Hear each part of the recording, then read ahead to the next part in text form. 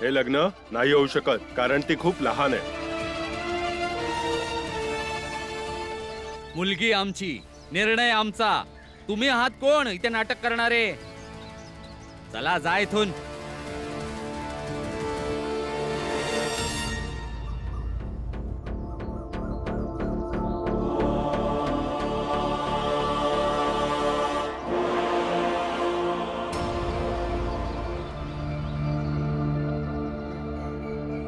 हे सत्यशोधक समाजाचे लोक आहेत.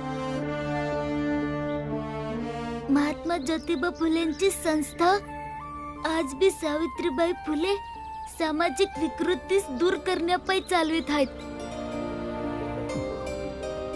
आणि माझं बाबा म्हणतात, भिंबाळा, सत्यशोधक समाजाचं काम नारी उद्धानाचं आहे. स्त्रियासनी समाजात हक्क मिळवून देणं, त्यासनी शिक्षणाचा अधिकार देणं आणि त्यासनी ह्या योग्य बनवणं की ते आपलं जीवन अभिमानानं जगू शकतात. त्याचबरोबर सत्यशोधक समाज स्त्रिया आणि मुलींवर सतत होणाऱ्या सामाजिक अत्याचाराचा विरोध करून आणि त्यासनी यातून सोडवण्याचं काम करतात. म्हणून महात्मा फुलेंनी आपल्या पत्नी संग मिळून पुण्यामध्ये बालिका विद्यालयाची स्थापना केली. त्यांनी बालविवाहाचा विरोध केला. त्यांनी विधवा पुनर्विवाहाचं समर्थन केलं. इतकंच नाही, आपल्या संरक्षणामध्ये लय विधवांचं लगीन बी लावून दिलं. आता महात्मा फुले स्वर्गवासी झाले, पण त्यांची पत्नी सावित्रीबाई फुले आणि त्यांची संस्था सत्यशोधक समाज आज भी काम करत्या.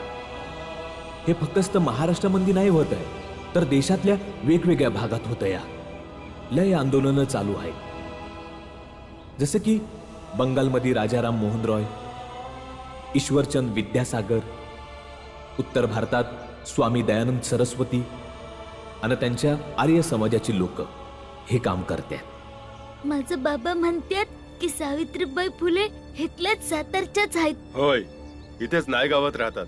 माहितीये, कळतंय मला. आणि तुमचे जे मुख्य आहेत वारे गुरुजींना पण ओळखतो मी. पण त्यांनी काय होणार? जुन्या चालत आलेल्या परंपरेला असं सोडून द्यायचं? चुकीची परंपरा तर सोडायच पाहिजे. मग ती 1000 वर्ष जुनी असली तरी चालेल. एवढ्या कमी वयात मुलींचं लगीन करणं योग्य नाही.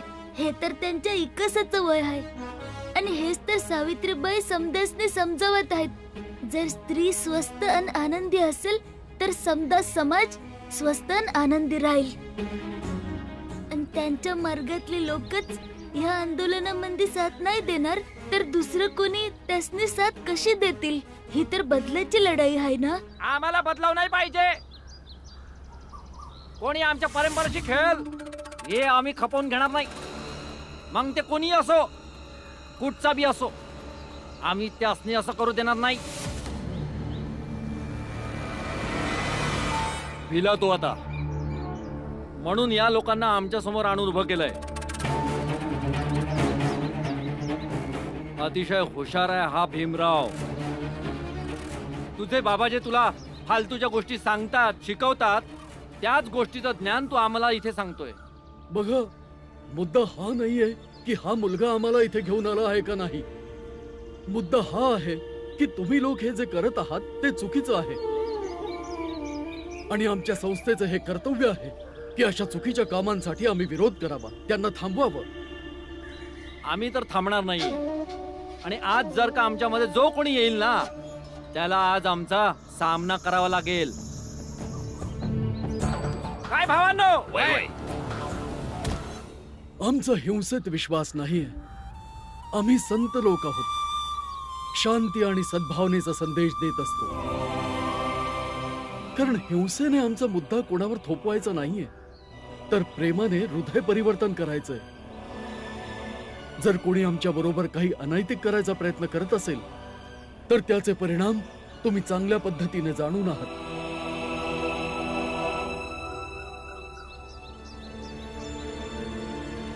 चला चला.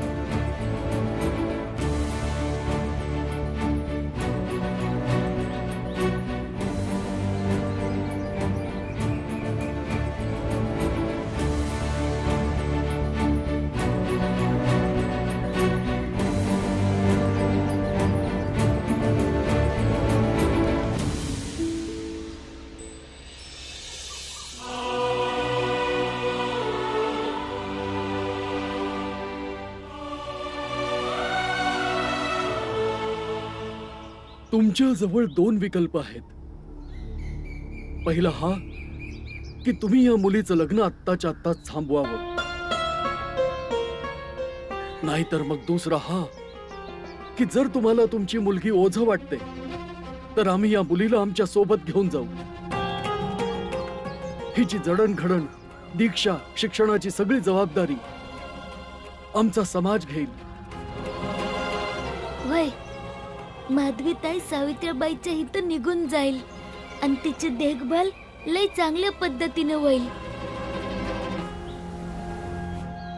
तुम्हाला माहिती आहे का तुम्ही कुठल्या जातीचे आहात ते आणि कुठल्या जातीच्या लोकांसोबत उभे आहात? तुम्हाला माहिती आहे का? आमचा समाज जात मानत नाही. आमच्या नजरेत ज्याचे विचार मोठे तो वरच्या जातीचा आणि ज्याचे विचार छोटे तो छोट्या जातीचा. अरे विचित्र वेडेपणा आहे हा. माझ्या घरात येऊन माझ्या मुलीला घेरावा घालून बोलत आहात की लग्न नाही होऊ शकत. काय काय माहितीये तुम्हाला आमच्याबद्दल? किती ओळखता? माझ्या मोठ्या मुलीची पाठवणी होणार होती, काल तिला सापाने चावलं, ती मेली. आता मुलाकडचे येतील, त्यांना काय तोंड दाखवणार आम्ही? काय उत्तर देणार? आणि या मुलीचं लग्न आम्ही करणार होतो, आज नाही तर उद्या करणारच ना. जर आज माझ्या मुलीचं लग्न झाल्याने दोन कुटुंब बनत असतील तर ह्यात चुकीचं काय? आणि आम्ही सुद्धा चिंतामुक्त होऊ. आम्ही जो मोठ्या मुलीच्या लग्नाचा खर्च केला होता तो पाण्यात नाही गेला. आमची अडचण का नाही समजून घेत आहात तुम्ही? ही समधी बनवलेली अडचण आहे आणि ह्या अडचणींच्या मोर माझ्या ताईच्या दुःखासनी लपवायचा प्रयत्न केला जातोय. गप राहा तू. आपलं घाणेरडं तोंड बंद कर. माझी मुलगी तुझी बहीण कधीच होऊ शकत नाही. आज या लोकांमुळे तुझी एवढी हिंमत झाली की तू आज आमच्या घरामध्ये घुसून आमची बरोबरी करतोयस. पण नीट ऐक, तलावाचं घाण पाणी कमळाच्या पानावर कधी टिकू शकत नाही. कमळ त्या पाण्याच्या आत असलं तरीही टिकू शकत नाही. निघून जा इथून.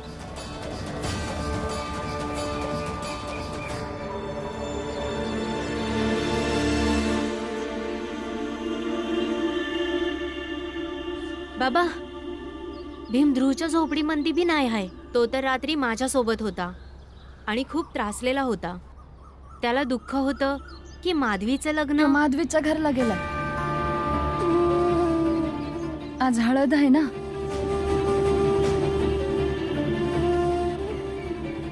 आपल्याला तिकडे जावं लागत. काहीतरी वंगाळ नको व्हायला. चला चला.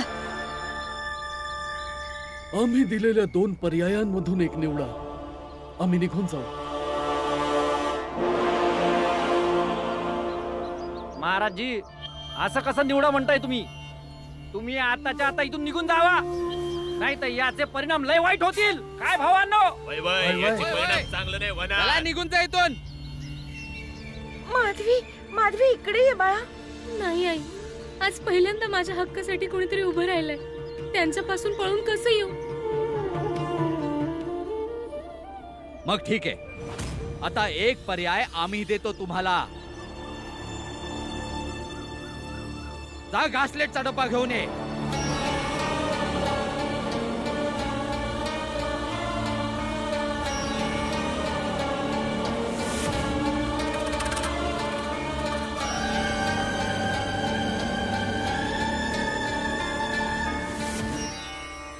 तुम्ही हे कसं करू शकता? तुम्ही नाही करू शकत. चल. का नाही करू शकत? आम्ही तर हे करून दाखवणारच. जा घासलेट घेऊन या तुम्ही. सगळ्यांना टाकून द्या. सगळ्यांना आग लागून टाका. विशेष करून याला पेटवा. हे तुम्ही नका करू. अरे का नको करू? अरे मुलाचा वैर काही वेळा वैचारिक विरोध म्हणून माफ केला जाऊ शकतो, पण जर एखादी मुलगी वैर करत असेल तर ही आमच्या संस्काराची हानी आहे आणि आमचा समाज संस्कारावरतीच टिकलेला आहे. पंडितजी एकदम बरोबर बोलल्यात. काय भावांनो? अगं तू उभ्या उभ्या तोंड काय बघतेस? ही मोहमाया इथे दाखवू नकोस. निर्णयाची वेळ आहे ही. जा आत जाऊन घासलेटचा डब्बा घेऊन ये.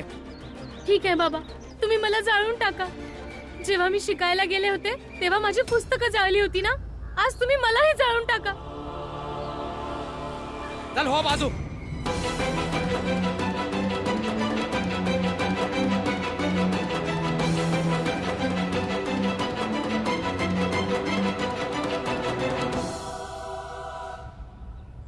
हे पहा, आम्ही घाबरणार नाही. आम्ही महात्मा फुलेंच्या विचारांना मानणारे लोक आहोत आणि त्यावर चालण्यासाठी कटिबद्ध आहोत. तुमच्यासारखे कट्टर विचार ठेवणारे लोक आम्हाला रोज भेटतात आणि अडी अडचणीतून रोज आम्हाला जीवाशी खेळावं लागतं. म्हणून आम्हाला जाळायला आलात तरी आम्ही पळून नाही जाणार. जोपर्यंत आमच्यातला जो कोणी जिवंत राहील या मुलीला आम्ही वाचवतच राहू. मी तुम्हा लोकांना काही नाही करणार. आपल्या हातानं आपल्या मुलीला जाळण्यापेक्षा चांगलं आहे की आम्ही नवरा बायको स्वतः जळून मरू.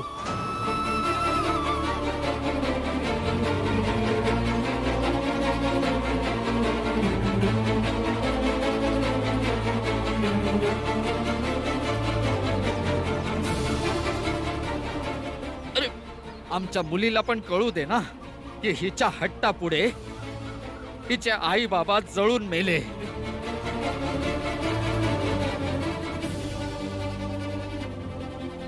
हे काय बोलतायत बाबा? हो माधवी, योग्यच बोलतायत तुझे बाबा. आम्ही सहभागी आहोत.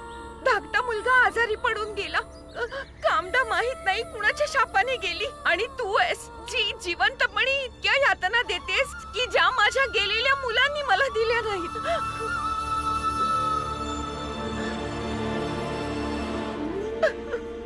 ही भावनात्मक गोष्टी बोलायची वेळ नाही आहे. तुम्ही माधवीताईच्या भविष्याचा पण विचार करा ना. तोंड बंद कर तुझं.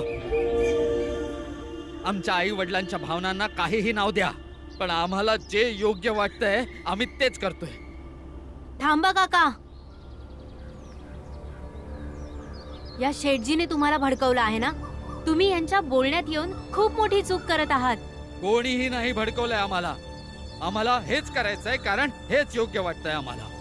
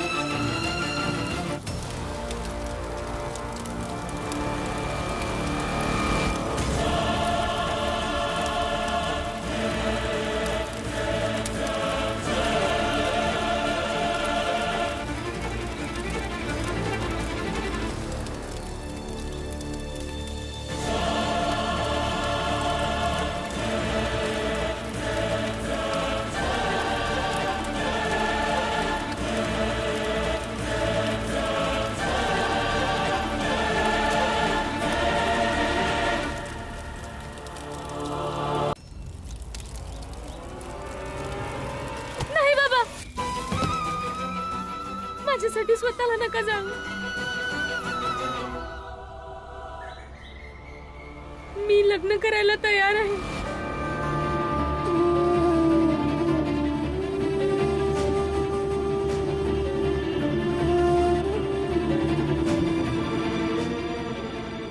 आई,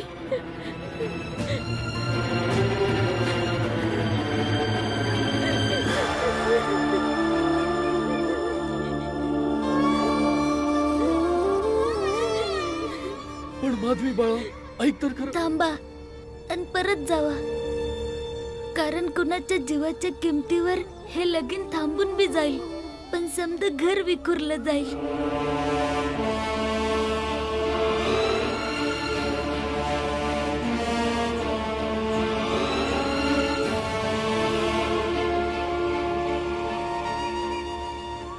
मला माफ करताय.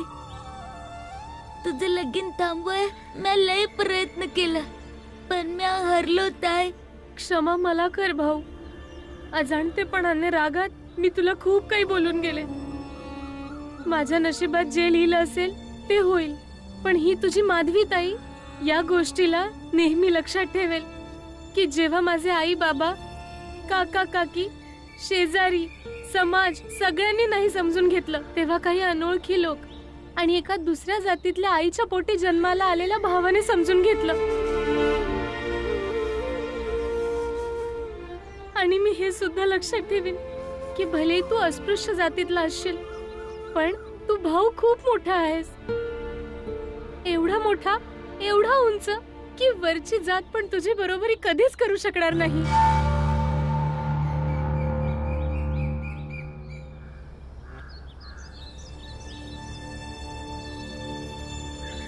आई, पहिली हळद तर तूच लावशील ना?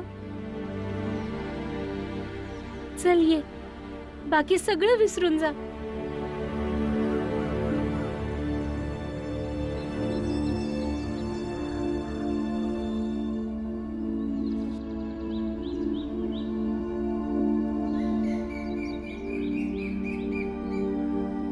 भीम,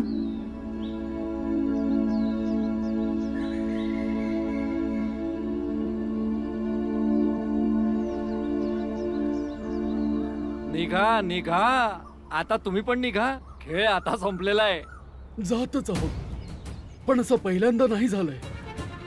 नेहमी आम्ही तुमच्यासारख्या लोकांसमोर असफल होऊनच जात असतो, पण आमच्या सोबत असफलतेच्या जागी चेतना घेऊन जातो की आज नाही तर उद्या सगळं काही बदलेल. तुमचे विचार, हा समाज, सगळं काही.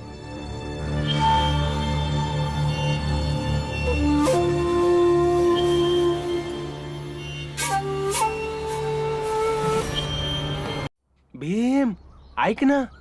अरे भीम ऐक तरी. बाळा, भीम तू समजून तर घे. भीम बाळा, थांब भीम. भीम, भीमा पोरा शांत हो. हा, रडू नग, बस झालं. बाबा, आई, तुम्ही म्हणलं होतं ना की त्यांच्या भानगडीत मध्ये नग पडू, म्हणून मी नाही पडलो. तुम्ही एकदा मला सत्यशोधक समाजाबद्दल सांगितलं होतं, तर मी त्यांच्या जवळ गेलो आणि विचार केला की मी तर त्यांचं लगीन नाही थांबवू शकत, पण ते तर लगीन थांबवू शकतात ना, आणि लगीन थांबलं बी. पण ताईनं आपला समदा आनंद मारून टाकला,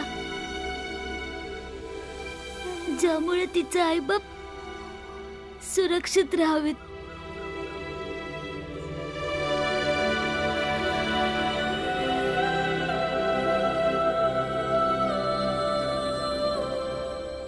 भीमबाळा, मुली ह्या अशाच असत्यात. मंजुळाला वाटत नव्हतं तरी बी लग्नासाठी तयार झालीच ना.